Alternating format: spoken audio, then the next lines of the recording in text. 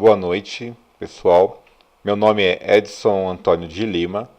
Eu sou Scrum Master e Agile Coach. A proposta dessa apresentação é mostrar o que eu chamo de círculo virtuoso da quadruplicação da produtividade. A ideia aqui é mostrar uma cadência lógica em que mostra desde a captação do cliente até a entrega do produto e essa retroalimentação de forma a sempre estar trazendo novas demandas desse cliente. Não há nada novo aqui, eles são práticas que estão sendo apresentadas em conjunto, de forma a trazer um valor para as consultorias que captam no mercado sistemas, demandas, projetos e precisam entregar de uma forma ágil e que precisam também de um contrato que represente a realidade das práticas ágeis. Para começar a falar, eu vou começar a falar do fluxo. É importante a gente entender qual que é o nosso problema, né? Por que eu tenho que mexer na forma de trabalhar, na forma de construir o software? Bom, começa que normalmente a gente trabalha pensando com filas individuais para alimentar esse fluxo. E aí a gente faz uma referência aqui vocês estão vendo aí a questão de um supermercado, né, que você pode ter várias caixas, e só que você está numa situação que você tem um monte de fila individual. Todo esse pessoal, né, eles sofrem a influência da fila daquele caixa. Então, é o que a gente chama lá de paradoxo da fila do lado que anda mais rápido. Qualquer situação, que acabou o papel naquela caixa, chegou um carrinho muito grande, várias situações vão fazer com que aquela pessoa que está naquela fila, que sofreu impacto, ela vai ficar mais tempo do que ela pretendia ficar naquele supermercado. E aí a gente tem que a ideia então é o que eu posso fazer, qual a abordagem que eu posso tomar para que eu fuja dessas filas individuais. Então aí para o nosso mundo, a fila individual, a gente está falando do quê? Você tem lá um grupo de pessoas que trabalham juntos. Então aqui está um exemplo de 3 pessoas. Essas 3 pessoas, cada uma tem uma especialidade, cada uma trata de um assunto por vez. Normalmente ela pode tratar até de uma grande parte de um projeto, ou até às vezes um projeto inteiro. Você pode, de repente, você tem uma pessoa especializada em integração, outra pessoa na área financeira, outra pessoa na área de CRM, e elas têm essas visões, essa visão focada na funcionalidade que elas estão produzindo. Elas não vão se ajudar porque elas não são orientadas para isso, elas têm que resolver aquilo que está nas caixinhas dessas pessoas. Isso daí, então, a gente tem o quê? Então, a gente tem uma situação de que as pessoas elas não se ajudam, elas não trabalham de forma colaborativa. Você tem uma especialidade muito grande, as pessoas são especialistas naquilo, e isso dificulta que elas troquem conhecimento, que uma ajude a outra a finalizar as tarefas. E qualquer situação, qualquer repriorização, qualquer encarteirada de um gerente, ela vai impactar negativamente nessa fila porque ela vai andar mais lenta, né? E isso tende a acontecer com cada uma dessas filas, e aí aquela demanda ela vai ficar dentro do seu sistema, né, do seu processo de desenvolvimento de software mais tempo. Mas de fato o ponto é que você também não consegue nem prever, né? Você perde a previsibilidade, você não consegue tratar a variabilidade, não consegue medir de fato quanto tempo um sistema, uma demanda fica dentro do seu sistema. E existe a questão seguinte: todo o tempo, né, desde que você recebeu aquela demanda até a entrega, que é o tempo, né, é o chamado lead time. O tempo que você fica trabalhando, você pode chamar isso de mão na massa, touch time.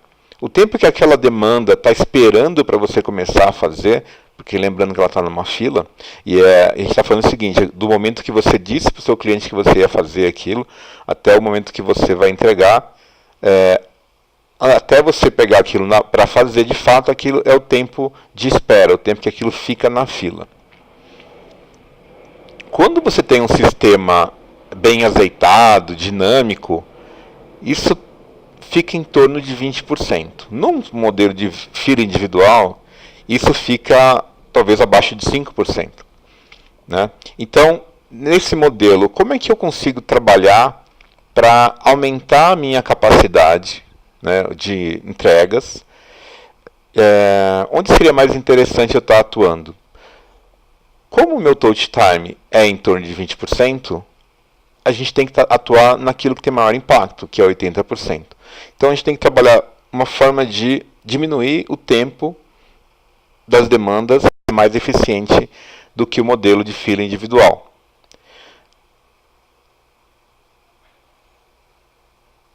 Por que isso? No momento que você tem a fila única, e as pessoas trabalham em equipe, as pessoas elas começam umas você orienta também, né? Você tem que ter um momento de treinar as pessoas, mas a ideia é que uma ajude a outra nessas demandas, né? Isso então vai aumentar o comprometimento do time com o que tem que ser entregue. Eles vão começar a ter uma visão sistêmica ao contrário de uma visão funcional, ou seja, ele vai começar a ver quanto que aquela demanda que ele está trabalhando impacta em todo o trabalho que está dentro do seu backlog, do seu Kanban, que entrou no seu fluxo. Esse modelo também coloca que você deve passar de um modelo empurrado para um modelo puxado, que você tem lá o seu backlog, que ele tem que ser considerado backlog que você vai trabalhar, que você vai considerar a partir do momento que você priorizou, que você se comprometeu a fazer, a partir do momento que você puxou aquilo. Então começa a contar aquele tempo até a entrega, esse é o lead time. Você começa a ter essa visão do que você tem que entregar, você puxa essas demandas e você vai trabalhando. E você começa a poder uma pessoa ajudar a outra pessoa com o tempo, né? Inicialmente, você tem que fazer um ASIS, né? Então, imagina como é o seu fluxo hoje de trabalho, e aí você coloca esse fluxo para fila individual, plotado aí num Kanban. É muito importante esse trabalho de você criar um radiador de informação para que você consiga obter a visão sistêmica. E as pessoas começam uma a ajudar a outra. Esse trabalho, ele vai só fazer o quê? Ele vai fazer com que você diminua o tempo de fila dos itens. Na forma que, agora, se uma pessoa sofrer algum impedimento pessoal, a outra pessoa pode puxar aquele item. A ideia é que aquela demanda ela não fique só sendo trabalhada por uma pessoa, que ela seja trabalhada por um grupo. Aqui eu estou querendo representar, só para ficar mais claro, isso aqui é uma demanda, né, que ela pode ser parte de um projeto maior, que você quebrou em tamanhos menores, você puxa essa demanda aqui para o seu Kanban. Então isso daqui é o que o cliente quer, né? Esse cartãozinho menor aqui a gente chama de tarefa. Então é a tarefa daquela demanda que você quebrou. Então imagina que você tem lá uma história, né? Essa história por exemplo, quer fazer pesquisa de livro. E aqui você vai estar colocando como é que você vai tornar isso realidade. Então, fazer uma integração com um sistema legado em tal livro, criar a parte de pesquisa, fazer a tela e tal. E aí você vai executando e colocando aqui no feito suas tarefas. Quando todas essas tarefas dessa história estiverem concluídas, aí você vai puxar aqui, por exemplo, para ponto de espera. Mas aí você puxa o cartão inteiro, aí já você não precisa medir essas tarefas, tá? Aqui é aquela ideia só de dev, né, que é interessante se quebrar por tarefas. Aqui você já não precisaria fazer isso, colocaria aí por histórias, tá? E aí aqui, à medida que você cria esse backlog, começa a indicar a quantidade máxima de itens no backlog, qual que é o seu nível mínimo para itens de backlog, que daí, imagina que você vai ter uma outra fila aqui, que é de fato o backlog do produto, ou dos produtos que estão aqui do lado, que você não vai representar no seu Kanban. Aí você representa aqui só aquilo que você se comprometeu. E aí, a partir de que está aqui, começa a contar o seu lead time. Tá? Depois que você evoluiu, que você já tem esse quadro, fazendo um ASIS, aí você pode trabalhar em outros conceitos, por exemplo, com o tamanho da cesta, que é o quê? É o que está aqui em cima. Se você ver lá no caixa rápido também do supermercado, eles têm um limite aqui de tamanho de itens, né? Por quê? Para você não chegar lá com uma pessoa trazendo 3 carrinhos e começa a travar lá aquelas caixas. A ideia aqui é que eles querem um fluxo contínuo, né? Para fazer isso, então essas tarefas que você separou aqui, você começa a indicar o tamanho delas, né? Então você vai usar tamanhos. Aqui é um modelo t-shirt, então você vai colocar lá P, M, G, né? Para você quebrar esses itens, alguma coisa do tipo, eu quero que o G seja no máximo uma semana, eu quero que o M seja 3 dias e o P seja um dia, por exemplo, né? Não necessariamente tem que ser exatamente assim, vai de cada um. Você pode ter uma situação que você vai também ter GG, que você pode falar que ele vai ser 2 semanas, mas é para você começar a fazer o quê? A você ter menos variabilidade desses tamanhos. Então, você tendo essa variabilidade menor e você tendo essa fila individual, você começa a ter mais previsibilidade do tempo dos itens aí dentro da sua fila. E aí o que você vai fazer também é orientar os profissionais de como é que eles têm que olhar para esse quadro para começar a puxar itens, né? Que é sempre trabalhando com o intuito de tirar os itens, concluir os itens. A gente chama de parar de começar e começar a terminar, né? Então essas setas que vocês estão vendo aí no quadro, né, que essas setas saindo do canto superior direito, indo para a esquerda e indo para baixo, é a forma que a pessoa que está livre deve olhar para o quadro. Tá? Além disso, você pode depois evoluir para colocar limitadores que vão favorecer o jogo. Aí. Então você tem lá uma pessoa lá que terminou uma tarefa, certo? Aí você tem aí no dev aí 2 pessoas já com dois itens sendo trabalhados, né? Aqui você tem uma pessoa trabalhando, então ele tem que pensar onde que ele pode trabalhar. Então olhando, né, sempre a partir do canto superior direito, indo para a esquerda, ele deveria contribuir para que as coisas acabassem, né? Então ele aí poderia estar, por exemplo, ajudando lá o usuário a fazer a homologação, né? Ele poderia, né, se ele tiver capacidade, ele pode fazer isso. Então a ideia é assim, parar de começar esses mais itens, você ter um monte de item iniciado e pouca coisa terminando. Então a gente o time tem que trabalhar pensando em finalizar os itens, né? Finalizar esse trabalho. É por isso que ele faz essa abordagem de você poder limitar os itens e poder estar finalizando.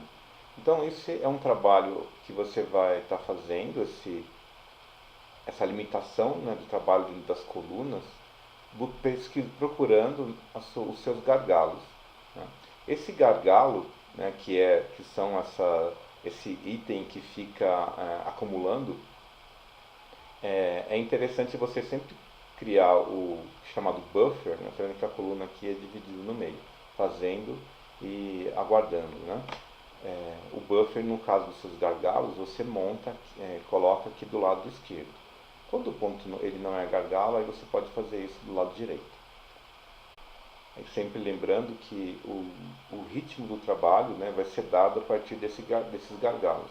Então é por isso que tem que trabalhar sempre identificando onde é que está pegando, qual que é o gargalo, trabalhando para que você não crie uma falta de trabalho para frente.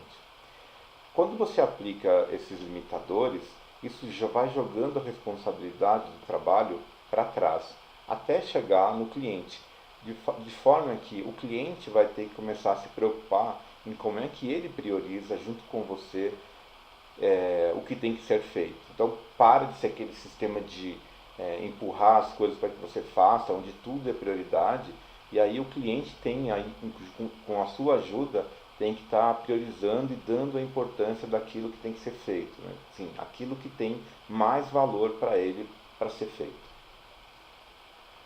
Agora, você ainda pode fazer mais do que isso, né? Mais do que simplesmente estar aplicando esse fluxo Kanban.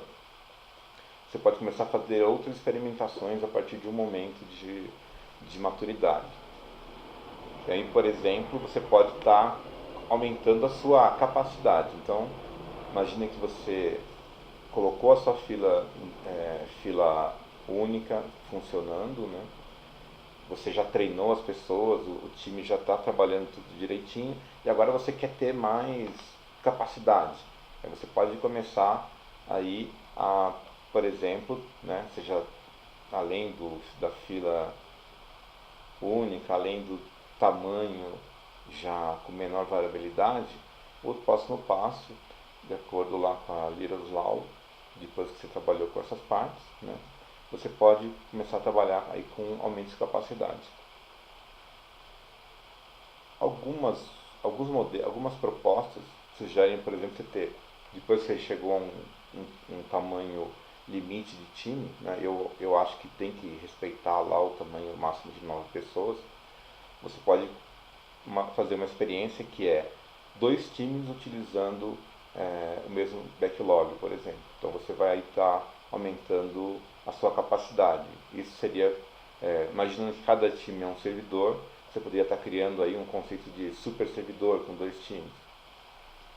Esses times poderiam trabalhar não só nos mesmos itens, mas também em itens de backlog diferentes, quer dizer, itens de valor de negócios diferentes no mesmo backlog. Além disso, se você conseguir um modelo que suporte uma priorização, que você consiga manter uma transparência alta com o seu cliente ou os seus clientes, você poderia inclusive ter mais que um cliente sendo atendido pela mesma fila. Para isso, é necessário criar alguns modelos mais sofisticados. Então, eu destaco que é importante você ter alguém cuidando para que os processos sejam seguidos, né, que o fluxo seja respeitado. Você pode chamar de agilista, fluxologista, Agile Coach, se você estiver rodando um modelo de Scrum, um Scrum Master, mas é importante ter essa figura. E também você precisa aí do suporte de um analista de negócio, se você quiser chamar de PO, o seu PO, né, dentro da sua consultoria, para fazer essa interface com o cliente, para que essa priorização ela seja transparente para todo mundo.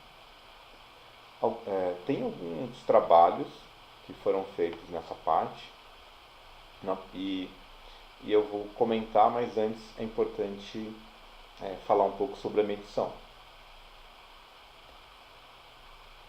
Aqui eu vou falar do diagrama de fluxo contínuo, como é que ele seria montado. Então você tem aí, por exemplo, um Kanban, aqui eu simplifiquei aquele Kanban que estava trabalhando para ficar mais fácil de entender. Então você deita esse Kanban, né, e atribui cores aí, por exemplo, backlog azul deve, aí vem a cor para teste, homologação, produção. Eu não faria as coisas porque eu sou daltônico e eu vou falar errado. Aí você plota isso num gráfico, né? Como vocês estão vendo, aqui são a quantidade de itens e aqui é o tempo. E aí você põe as cores aqui. E aí passa um outro momento, você tira uma outra foto, né? Agora é um segundo dia, segunda interação, à medida que você achar melhor, e plota de novo. E assim sucessivamente. E daí é uma questão de preenchimento. Não você tem várias ferramentas que já montam isso. Você pode fazer isso no planilha Excel, mas eu queria só mostrar para vocês a mecânica. E aqui o que você enxerga dentro desse gráfico? Importante, você consegue começar a ver o seu lead time disso, né? Que é à medida que é o ponto que o item entrou na sua fila até o momento que ele saiu, né? Esse é o seu tempo. Os itens que estão no backlog, você começa a ver também isso aqui, né? Então esse é um relatório muito rico. Vocês podem é muito usado pelo Kanban, vocês conseguem mais informações se vocês procurarem pelo CFD lá em Kanban. E aí você, com base nessa informação, com base no seu dimensionamento, você pode começar a usar ah, alguns modelos para priorizar, né? Esse daqui, o WSJF, que ele considera lá o seu custo, o custo de atraso, dividido pelo tamanho do trabalho que vai ser feito. E é interessante você utilizar, eu acho uma boa usar assim dessa forma, que é você considerar o, o peso relativo daquele item, né? Tá vendo? Que não é sempre assim, a partir de uma âncora, a partir de um, você vai comparando os itens e dando peso para ele. Até coisas mais complexas. Isso daqui é um trabalho da Teller, né, que eles até escreveram um livro até sobre isso, e é um livro de graça, no final eu passo a URL. É bem interessante também. Questão de contratação. Eu acho que uma grande dor das consultorias é como é que eu posso ter uma forma de contrato que represente o meu modelo ágil de trabalhar, né? Aqui eu estou colocando somente 3 modelos. Existem mais modelos, tá? Mas eu vou colocar esse daqui que eu encontrei a primeira referência lá junto com trabalhos do Jeff Sutherland, que é o Money for Nothing e Change for Free, e a soma e o contrato com as duas condições, Money for Nothing e Change for Free. Money for Nothing, né, que é o dinheiro por nada. O dinheiro por nada é você, por exemplo, ter um projeto dimensionado, por exemplo, para 10 meses, né? Você coloca lá uma cláusula que o cliente pode a qualquer momento terminar o projeto, mas há uma cláusula rescisória que o cliente tem que te pagar 20% por esse trabalho, né? Por esse 20% do trabalho que falta para encerrar o contrato. Esse modelo, se você pensar numa situação que você tinha lá, por exemplo, uma previsão de 15% de receita, se dependendo da situação que ele for finalizado, considerando que você vai receber esses 20%, você pode aí ter uma margem, por exemplo, de em vez de 15%, ela ser de 60%. E isso aí representa um aumento de 400% na sua margem. Então é interessante, quem estiver interessado em levar um modelo de contratação diferente, buscar por esse Money for Nothing. O outro é o Change for Free. O que ele garante aí? Também é um projeto de preço fechado, assim como o Money for Nothing. E esse daqui ele propõe que o cliente ele pode trocar os itens que estão previstos inicialmente, desde que ele considere o tamanho, né, e que ele troque por coisas do mesmo tamanho. Então, se tinha um cara que era tamanho, sei lá, G, e ele quer que você faça, então ele tem que tirar alguma coisa que estava no seu backlog que é também G, tá certo? Esses projetos, esses contratos, eles também propõem, eles descrevem também como é que você deve colocar essas cláusulas e como é que elas podem, ao ser acionados, passar do modelo preço fechado para tempo material, né? Que é, por exemplo, houve uma situação que o cliente não respeitou, então automaticamente ele já muda para cobrar por tempo material. É interessante porque muitas situações a gente é obrigado a encerrar um contrato e não aciona uma cláusula. Então a gente acaba perdendo muito com isso, porque tem todo um custo aí para desmobilização também. É um modelo bem interessante. E você também pode pegar e fazer um contrato que tenha as duas cláusulas, que vai ser lá o dinheiro por nada e também a troca, né, as mudanças de graça. Tá? Você pode fazer isso e é factível. Tá?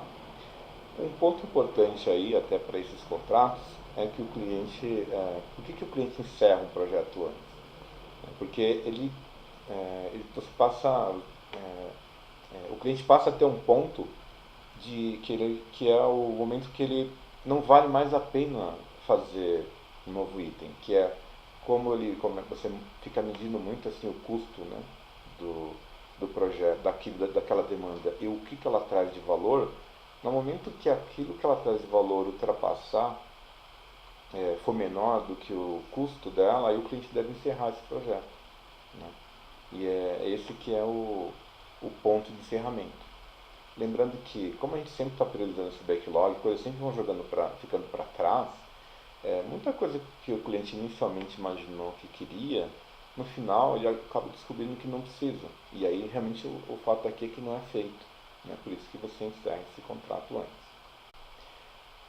Mas para o convencimento, eu coloquei aqui que você precisa começar a evangelizar os seus clientes, né? Para você não ficar cair numa situação que ele vai comparar o seu modelo é, ágil, focado no valor que você entrega ao seu cliente, com uma empresa que tem um pensamento sistêmico, com uma empresa tradicional de consultoria que está preocupada em maximizar resultados financeiros para ela.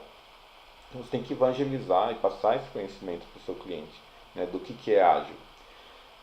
O ponto é que para você fazer isso, entra a questão que você tem que acreditar nisso. Você tem que ter a convicção naquilo que você está levando. Porque se você titubear, o cliente vai perceber que você não está seguro naquilo e ele não vai acreditar em você também. Mas para ter essa convicção, você tem que ter o conhecimento. Então, a empresa tem que respirar agilidade. Ela deveria, por exemplo, colocar na área do RH, não só na fábrica, na área financeira, fazer treinamentos internos, treinar todo mundo, né? Para que você possa levar essa mensagem. Se você não acredita, como é que você vai converter alguém, né?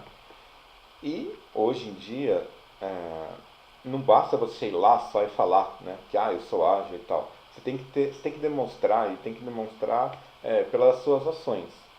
Então a empresa hoje ela tem que ser transparente para a comunidade, para as empresas, né, para o seu ecossistema, e ela tem que contribuir para esse ecossistema.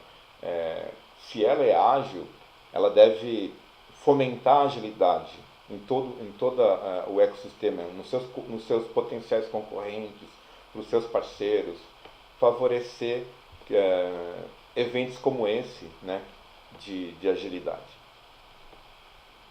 O devido crédito, né? Então, esse material eu consultei o Software Zen, né, tive treinamentos. O pessoal de lá, os caras são muito bons, eu recomendo treinamento com eles.